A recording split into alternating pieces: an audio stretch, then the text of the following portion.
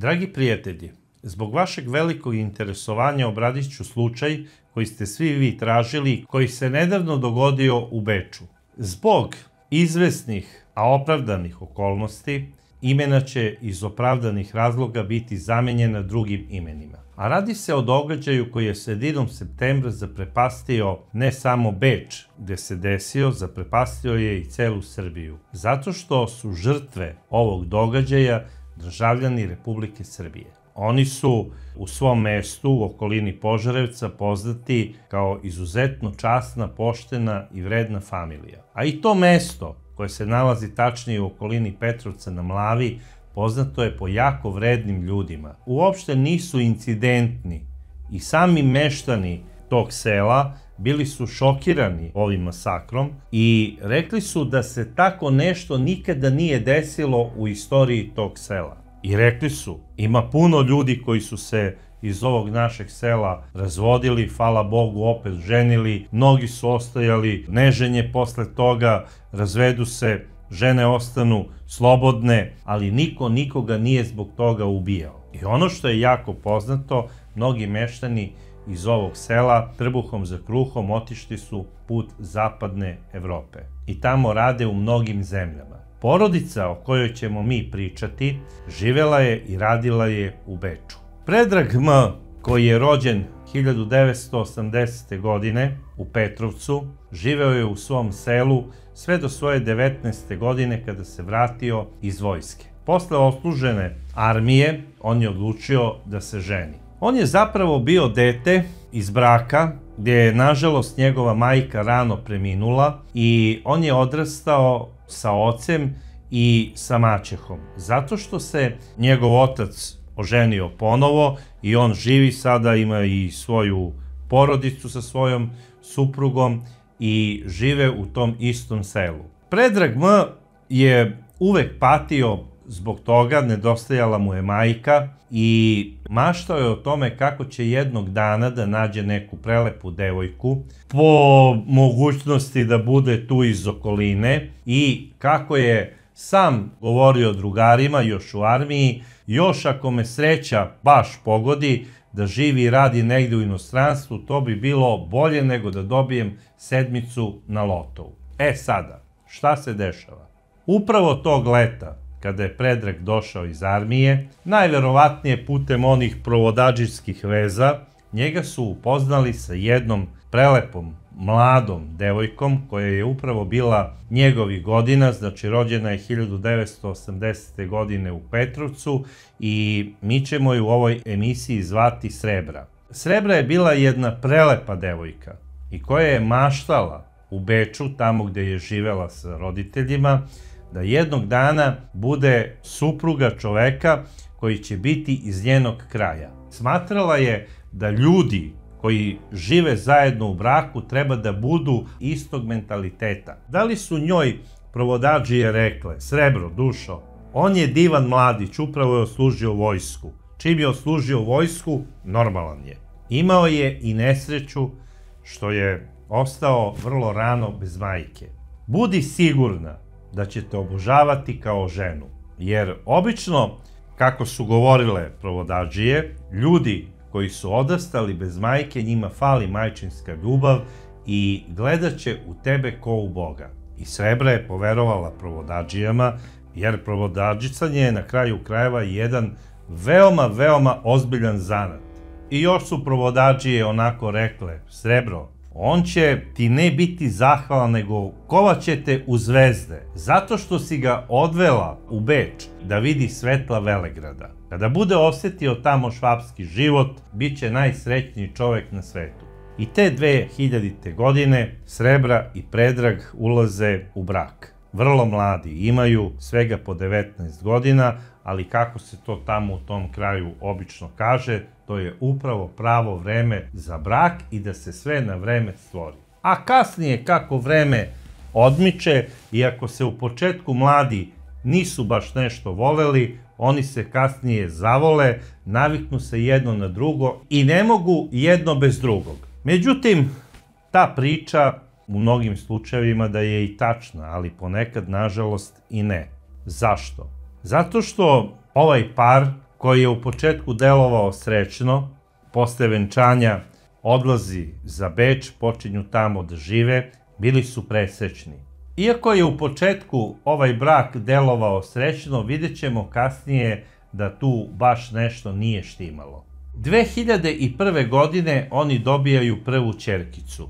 Žive u srebrnom stanu, koji nije u centru Beča, on je znači u jednom kvartu koji je više nastanjen tako tim radnicima koji su došli iz raznih delova Evrope kako bi radili u ovoj metropoli u Austriji. U početku Predrag vozi kamion i najverovatnije, s obzirom da mu se tamo rađa dete, oženio je suprugu koja ima papire za rad i boravak u Austriji, pošto su i njeni radili tamo. On uspeva da dobije boravišne i radne papire za Austriju. Možete znači da otvorite i firmu.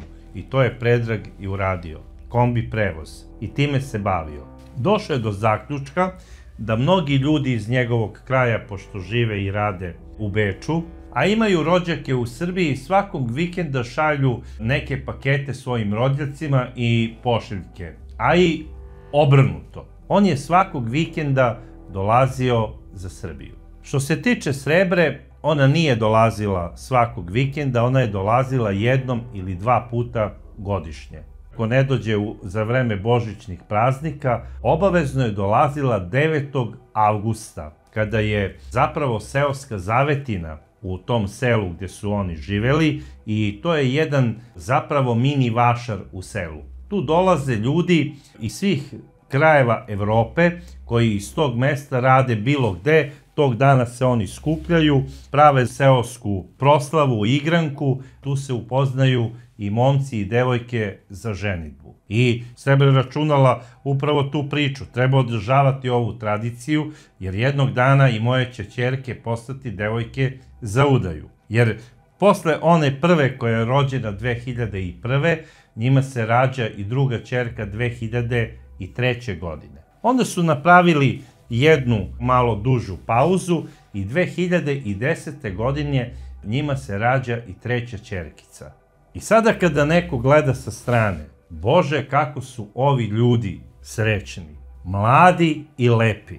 Venčali se sa 19 godina, u 20 dobijaju prvo dete. I to je ona stara izreka kako babe po selima u Srbiji kažu, cveće se bere kada najlepše cveta. To je ta priča. I ostaje ona dopuna te priče, jer onda se stigne da se sve uradi na vreme. I to je upravo tako i izgledalo. Ovaj par je vredan, radan i štedljiv. I mislili su o budućnosti svoje dece. Računali su, bez obzira što imaju stan u Beču, bez obzira što će ovde završiti školu i sigurno će se ovde i udati za neke naše momke tamo iz kraja.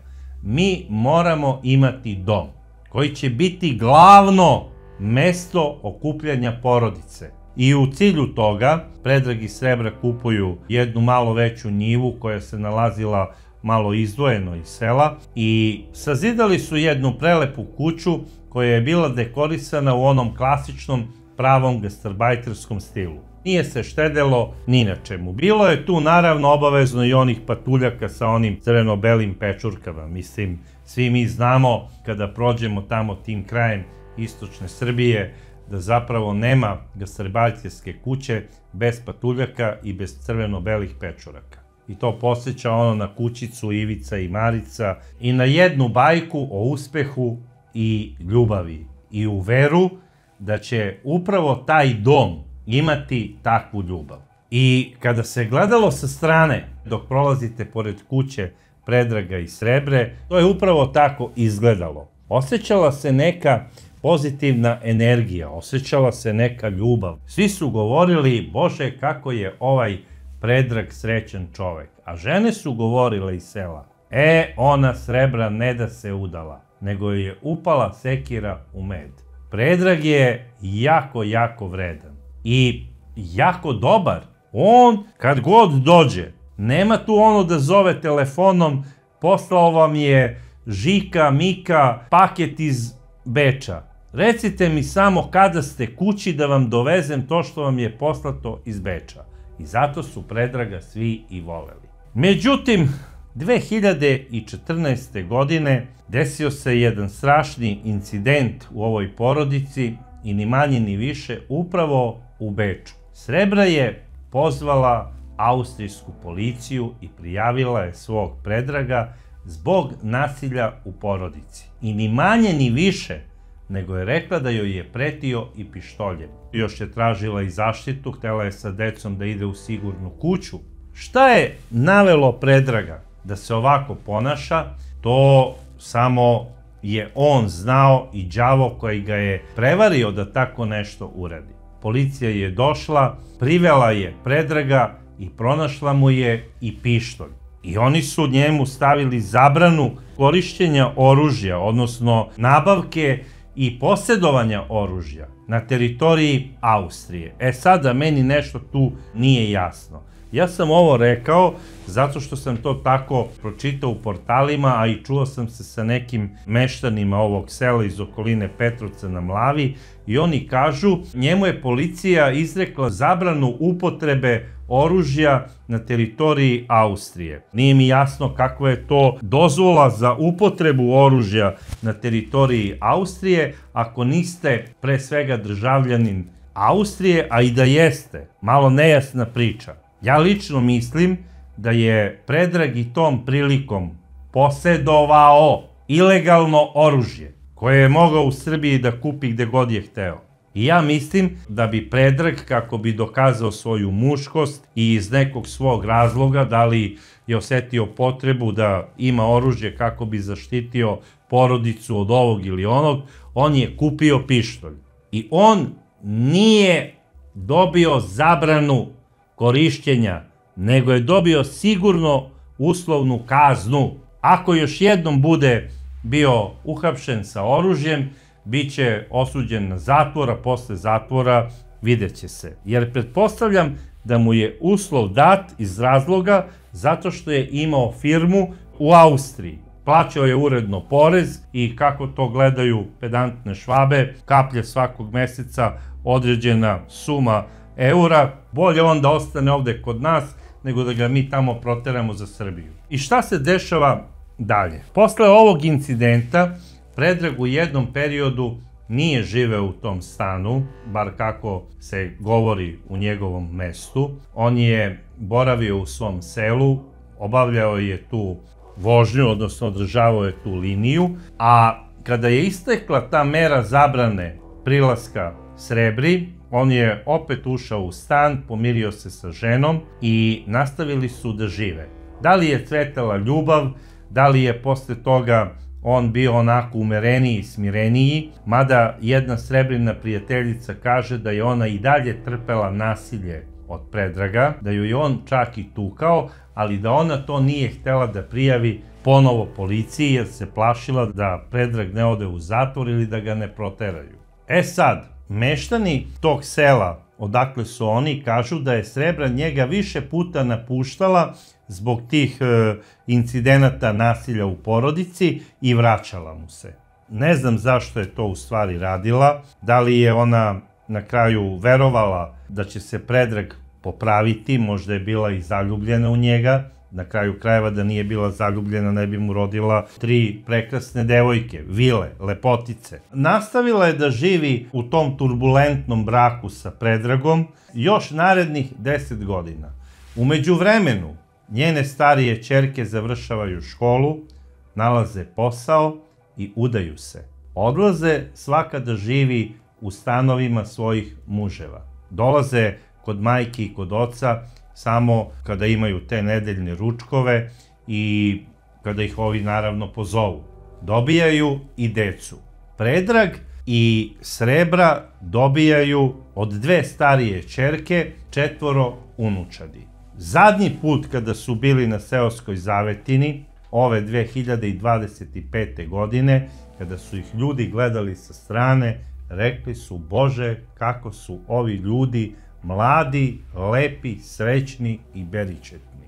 To se samo poželeti može. Međutim, odmah posle tog godišnjeg odmora, vraćaju se za Beč. Idućeg vikenda Predrag ponovo dolazi, znači pošto održava liniju i pošto je Petrovac jako blizu njegovog sela, on stalno dolazi kako bi prespavao u svojoj kući i da obiđe imanje. Neki njegovi prijatelji kažu da su primetili da je on postao nervozan i da je počeo da se žali na Srebru. U smislu, ona planira da me ostavi. I kad god bi se vratio za Beč, obično je tamo dolazio ponedeljkom uveče. Do petka bilo je po nekoliko svađa u tom stanu između Srebre i njega. U stanu, znači, sada živi on, Predrag, njegova supruga Srebra i njihova najmlađa ćerkica koja ima 15 godina. Šta je bio povod za ove svađe, to nije nigde navedeno. Međutim, priča se u njegovom mestu svašta. Između ostalog, da je Predrag već 10 godina imao neku vezu. Odnosno ne neku, nego imao dosta veza. Znate, ti šoferi koji voze te autobuse stalno nađu neku slobodnu ženu i počnu neku vezu. Jer ljudi nekako se osjećaju da su nešto propustili ako se baš mladi ožene, a Predrag se oženio sa 19 godina. Bez obzira što je u brak ušao sa idejom da je baš zaljubljen i srećan jer odlazi za Beč, za veliki grad, u međuvremenu se nagledao iz svetla velikog grada, osetio se malo više Švabom nego što jeste, osetio je i malo više para u džepu, jer je dobro zarađivao, i smatrao je da kao svaki uspešni čovek, naravno po znacima navoda, treba da nađe i švalerku.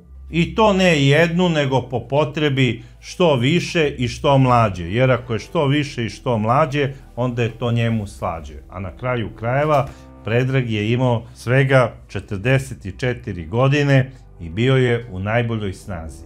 Sada, poznato je da postoji jedna grupacija žena koja je isključivo zainteresovana za te grupacije ljudi, kao što su recimo šoferi. I bez obzira da li oni voze kamion, autobus, kombi, oni su za njih wow priča, kao da su upoznale nekog hollywoodskog glumca. I one slobodno priđu i počnu neku komunikaciju, na kraju krajeva budu čak toliko slobodne da odmah na prvu i razmene telefone. I na kraju krajeva iznesu predlog da izađu negde zajedno, da počnu da se druže, jer ta devojka kaže vi se meni sviđate. I ja verujem, bar po pričama koje se govore po Petrovcu, da je Predrag imao nekoliko tih ljubavnih veza. I priče o tome su dospele i do Srebre. Još 2014. godine. I on, umesto da se izvini svojoj ženi, da traži oprost i da se sredi, da se normalizuje,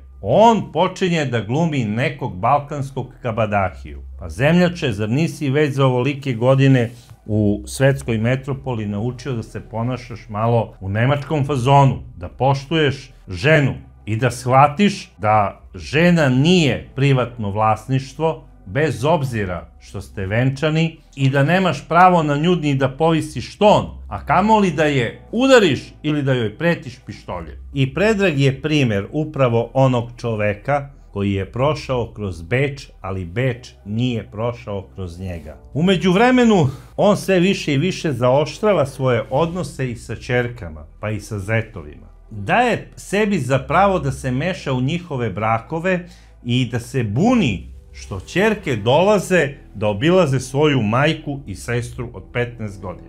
Zamislite taj kretenizam. A buni se još više što njega ćerke kritikuju, što on maltretira njihovu majku. Jer pre svega najstarija ćerka je govorila: tata, kako te nije sramota, odrastao si bez majke, doživeo si prvu pravu ljubav sa našom majkom Srebrom. Sve ste nam omogućili zajedno, naravno, volimo vas podjednako. Ali nemojte da se svađate, nemojte da dođete u tu situaciju da se razvodite, pa imamo i najmlađu sestru koju tek treba da iškolujemo, da izvedemo na put i da je udamo za nekog lepog momka tamo iz našeg kraja. Kako bi i ona odpočela svoj život i kako bi ti i ona donela unuke, a upravo kada mu je najstarija ćerka davala te savete, ona je bila trudna i porodila se početkom septembra. I umesto sada Predrag da bude najsrećniji na svetu, šta radi ovaj čovek?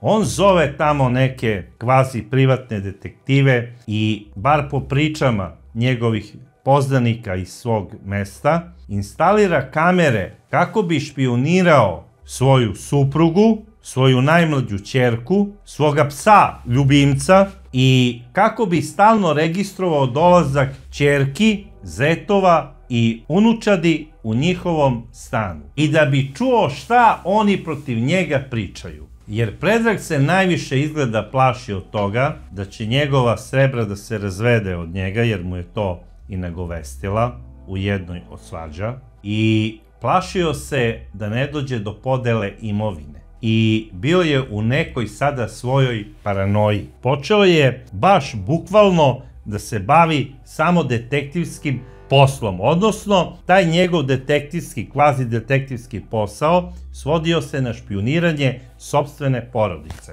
I uživao je da kada ode tamo u svoje selo, u svoju kuću, umesto da ode sa društvom do kafane, on bi uživao da uključi kamere i da posmatra dešavanja iz svog stana, kao da je u nekom realitiju. Ponašao se upravo kao veliki brat. I šta sada radi veliki brat? Veliki brat je sredinom septembra bio ponovo za vikend u svom selu. I posle vikenda vraća se za Beč kao i obično ponedeljkom. Međutim, već su mu nagovestili i telefonskim putem, a i zadnji put kad je bio, da prestane sa svojim ludilom te ovo te ono, jer Srebra više neće da trpi njegovo maltretiranje. I Srebra mu je pre zadnjeg njegovog dolaska za Srbiju rekla: kada budeš došao sledeći put, doći ćeš samo kako bi pokupio svoje stvari, otišao iz stana, jer više ne želim da živim sa tobom. Zvaću Centar za socijalni rad ovde u Beču, a zvaću i njihovu policiju. Ne želim više da trpim maltretiranje i ne želim da moja najmlađa ćerkica odrasta u takvoj porodici u kojoj se roditelji stalno svađaju. Jer ne želim da pravim debila od deteta. Shvatit će da je to normalno, sutra će da se uda za nekog manijaka koji će je maltretirati. Ne znam ni ja zašto sam te trpela sve ove godine. I šta radi Predrag? Pokazivanju njegovih komšija i sela. Peđoni se ovog puta vraća i sa sobom nosi pištolj koji je kupio negde. Kupio je znači ilegalno oružje i on krije taj pištolj kako bi prešao granicu i kako bi otišao za Beč. I Peđoni, odnosno Predrag, pošto je znao, jer mu je supruga Srebra rekla da će njegova ćerka, koja se porodila samo pre 2 nedelje po drugi put, doći tog dana sa starijim sinom, sa bebom i sa zetom, kako bi pružila svojoj majci Srebri podršku, jer je smatrala da u njenom prisustvu njen otac neće biti agresivan prema majci. Jer kako je majka Srebra rekla, Predrag treba da dođe da pokupi neke svoje lične stvari, jer je već iznajmio neki drugi stan tu u Beču. I ne zanima me više njegov život, niti bilo kakva priča s njim, ja jednostavno tražim razvod i to ću i uraditi. Šta je to možda Predrag čuo što ga je dodatno iziritiralo? Ja stvarno nisam siguran, ali to se nalazi na snimcima sa kamere u Predragovom telefonu. Na kraju krajeva, taj telefon je sada u bečkoj policiji. Šta Predrag radi? On po dogovoru trebao je da dođe u utorak u 19 časova u zajednički stan i znao je da će tamo biti ćerka sa zetom i decom. Tu je i mlađa ćerka koja ima 15 godina. On na porodični skup, gde su deca planirala da ih pomire na sve moguće načine, dolazi kao pravi gangster, naoružan vatrenim oružjem. Ono što znam da je jedan komšija koji živi na 7. spratu te zgrade susreo Predragovu i Srebrinu ćerku kada je dolazila sa zetom i sa decom u posetu svojim roditeljima i ona je rekla: komšija, ako večeras čujete neku buku, nemojte da se uznemiravate ili da zovete policiju, možda će biti svađe, jer moji roditelji se razvode. I mi dolazimo sa namerom da pokušamo da ih pomirimo. I komšija Švaba je rekao onako: ma gut, nema problema, okej, vi ste dobri ljudi. I otišao je u svoj stan. I trebao je još neke stvari da završi na svom kompjuteru, seo je, radio je tačno do 20 časova i u jednom trenutku on čuje pucanj, pa onda čuje drugi, treći i kako kaže, čuo sam 7 pucnjeva. Odmah je okrenuo policiju, rekao je adresu i rekao je: gospodo, u mojoj zgradi neko puca iz vatrenog oružja. A šta je zapravo izazvalo tu pucnjavu i kako je došlo do nje? Kako je tačno došlo do rasprave između Srebre i Predraga i šta je kome tačno rekao, možda ima zabeleženo na onim instaliranim kamerama. Ono što se sigurno zna iz kasnijeg svedočenja i rekonstrukcije celog događaja, to je da je najmlađa ćerka od 15 godina bila u kuhinji kako bi skuvala kafu svima. A u dnevnom boravku su sedeli Srebra, njena ćerka, njen zet i na kauču je sedeo dečkić od 2 godine i ležala je beba od samo 2 nedelje. I šta radi ludak Predrag? Vadi pištolj, repetira ga i puca ni manje ni više nego u glavu nesrećnom mladiću, odnosno svom zetu. I on naravno odmah pada, jer kako je sedeo na stolici, odmah se preturio i pao je na pod, a u tom trenutku njegova supruga, odnosno Predragova ćerka, počinje da vrišti i pritrčava da vidi šta se desilo sa mužem, da li je živ. Podiže glavu svom suprugu, a njen tata puca njoj u potiljak i ubija je kao pravi dželat. A onda kreće ka svojoj supruzi i ispaljuje i njoj metak u čelo. Nesrećna Srebra je odmah pala pred prestravljenom decom. A šta radi Predrag? Kreće ka kuhinji, ali je samo čuo da su se otvorila ulazna vrata, jer kad je nastala pucnjava, najmlađa ćerka, uplašena i od straha, otvara vrata i istrčava napolje, beži iz stana. A Predrag, pošto nije uspeo da je stigne, jer je imao najverovatnije nameru i nju da likvidira, on zaključava stan i izlazi napolje. S obzirom da je komšija sa 7. sprata već pozvao policiju zbog pucnjave, njega je policija presrela na samom ulazu zgrade, kada je Predrag planirao da uđe u svoj parkirani sivo-metalik Mercedes. I šta radi Predrag? Podiže pištolj i puca na interventnu policiju Beča, odnosno na takozvane kobre. Naravno, policajci su odmah uzvratili pucnjavom, iste sekunde. Predrag se presravio, upada u svoj auto i velikom brzinom beži sa samog lica mesta. Odmah kreće potera, dižu se helikopteri, angažuje se kompletna interventna policija grada Beča. E sada, policija ga je ubrzo i pronašla na jednom parkingu i po izjavi bečke policije, Predrag je digao ruku na sebe. Šta se dešava dalje? Komšija Fića, tako ćemo ga zvati, koji je čuo ovu pucnjavu, dolazi do ulaznih vrata stana iz koga se čula pucnjava, pokušava rukom da otvori vrata, nije uspeo, on nogom i ramenom razvaljuje vrata, ulazi unutra i na njegovo opšte zaprepašćenje tamo vidi 3 tela. Telo jednog muškarca i telo 2 žene kako leže u lokvi krvi, a na kauču sedi uplakan dečkić od 2 godine i mala beba koja isto plače. On uzima male dečake, odnosi ih u svoj stan, ostavlja ih tamo i počinje da traži devojčicu koja je bila u tom stanu i koju nije video da tamo leži na patosu ili gde se već nalazi. I poveo je i kućnog ljubimca sa sobom, jer je i on bio predstavljen i prosto izludeo od straha. Svaka čast ovom komšiji, jer tako postupaju prave komšije. Ne znam šta reći, možda je Predrag da nije naišao na policiju, možda bi se predomislio i da se vrati, da ponovo potraži svoju najmlađu ćerku, možda bi odlučio da likvidira i svoju unučad.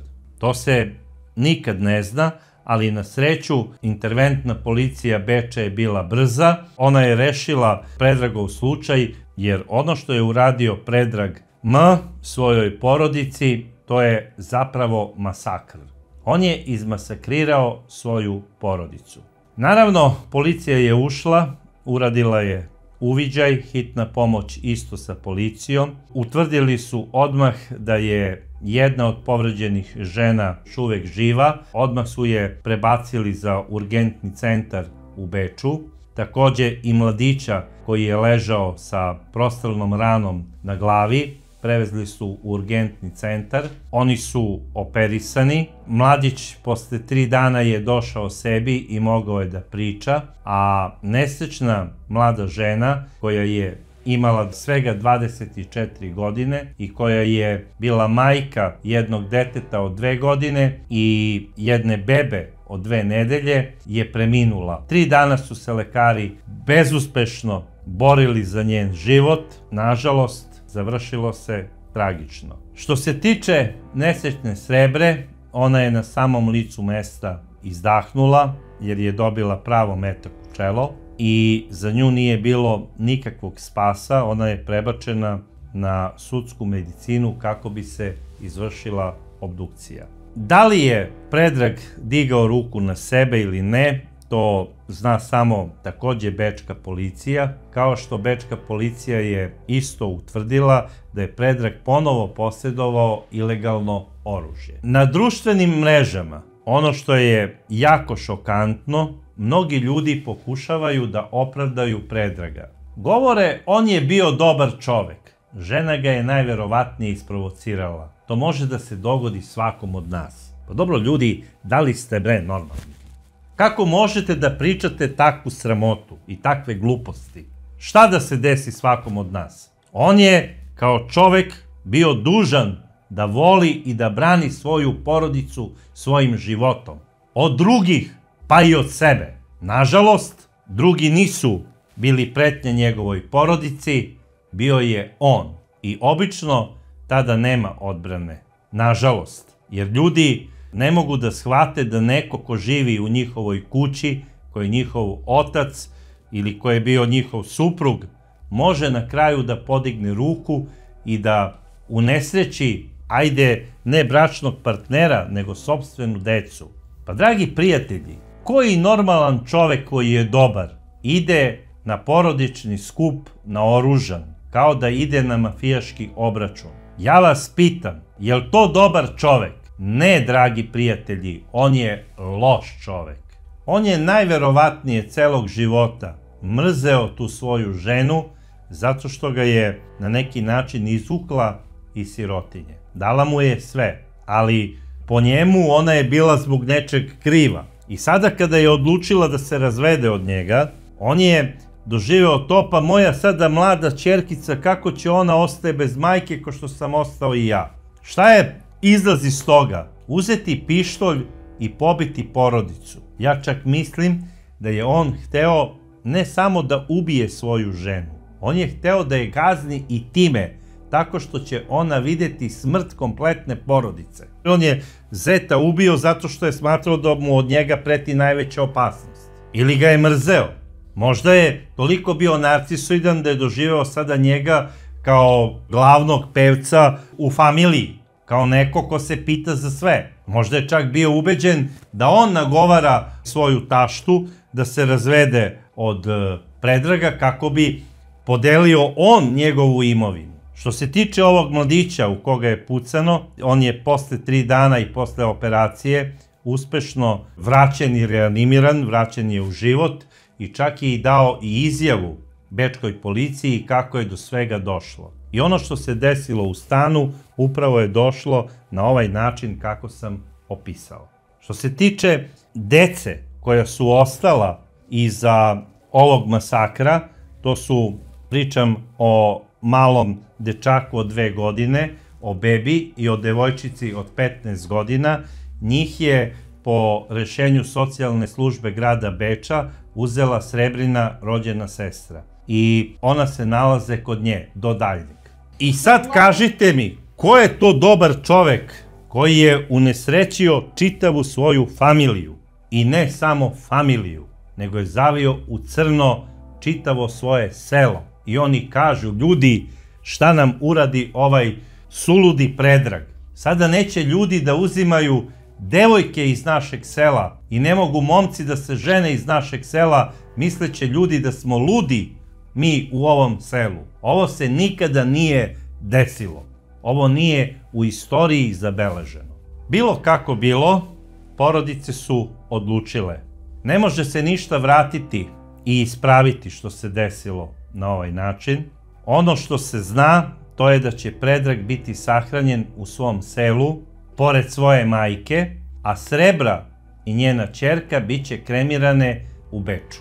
To je odluka familije i to je njihovo ustavno pravo. Ono što ja mogu da kažem, to je da je ovaj događaj šokirao sve ljude s pravom u Srbiji, a mene je iznenadio jer prosto imam utisak da ne možemo na nijedan mogući način zaustaviti i iskoreniti porodične masakre u Srbiji, koji se dešavaju malte ne svake 3. godine. Možemo mi reći ovaj masakr je problem Austrije i Beča. Ne, ovdje su ubijeni naši ljudi, ubijena su naša deca.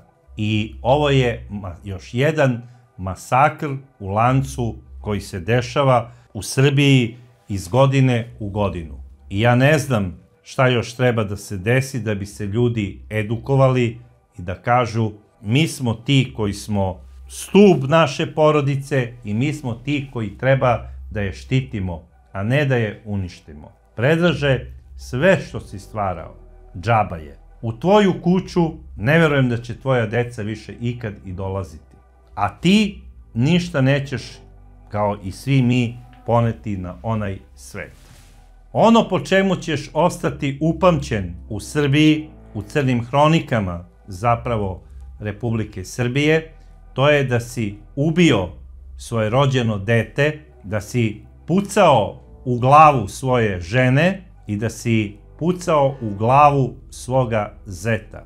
Da si uradio još jedan masakr i da si kao pravi kolumbijski bandit u Bogoti pucao na policajce grada Beča, što me je posebno isto povredilo, jer si naneo šamar svim našim ljudima koji časno i pošteno zarađuju svoje parče hleba u inostranstvu. Jer sve zapadne novine pišu, eno oni ludi Srbi pucaju na policiju po ulicama, po državama koje su im omogućile da zarade svoj hleb.